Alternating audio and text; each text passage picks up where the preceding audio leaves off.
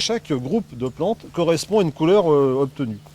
Alors suivant les bains bien sûr qui vont être obtenus, vous allez obtenir des couleurs très différentes. Oui, complètement. Donc on obtenait du rouge, le rouge Garance, celui qui servait entre autres à atteindre les pantalons des soldats autrefois. Voilà, et bon, qui servait de cible justement. Alors quand on dit plantes à parfum, c'est pas spécialement des plantes qui vont servir à faire des parfums, mais c'est aussi des plantes parfumées. On verra qu'il n'est pas toujours facile de fixer les parfums.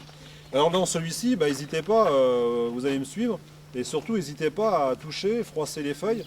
Il y en a une que je vous dirais bon, qui ne sent pas vraiment très bon, mais on l'a mis justement en opposition par rapport aux autres. Sinon elles ont toutes des... Enfin toutes, celles que je vais toucher, que je vais vous montrer, ont toutes des parfums relativement agréables. Il y a des parfums et des odeurs quasiment à toute saison. Dans un jardin, on peut en avoir toute l'année, y compris en plein hiver. Peut-être même plus en hiver qu'en été d'ailleurs. Alors en été, on va les avoir beaucoup plus avec les feuilles, donc au niveau des feuillages. Par contre, en hiver, il y a beaucoup d'arbustes avec des parfums assez extraordinaires. Que les gens utilisent peu. Je pense que les gens ne les connaissent pas, mais il y a quand même beaucoup de viburnums par exemple qui vont fleurir et qui sont des parfums qui peuvent être sentis jusqu'à 10, 15 voire 20 mètres de l'arbuste.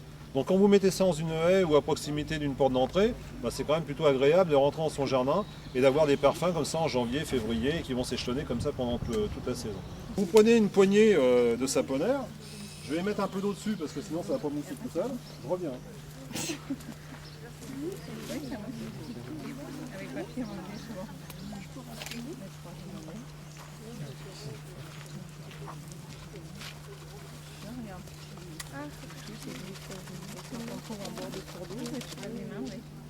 Ah, dis donc. Donc un besoin de savon chez soi. Hein. Voilà, vous avez votre shampoing naturel. Et les cheveux verts. Très doux au toucher, très agréable. Voilà. Ça n'abîme pas la peau, ça rend les mains vertes. Vous avez 2 plates-bandes avec la cuisine des plantes pour la cuisine moderne, donc avec une plate-bande avec des fleurs qui sont comestibles. Donc vous avez la petite pensée tricolore qu'on va retrouver éventuellement dans les prairies. C'est pas celle des champs, mais enfin celle des champs on est proche. Et puis je ne sais pas si vous avez déjà eu l'occasion de manger des fleurs de capucine. Alors si vous n'avez pas eu l'occasion, faites-le toujours et puis allez manger. Alors c'est assez poivré, un peu comme un radis piquant.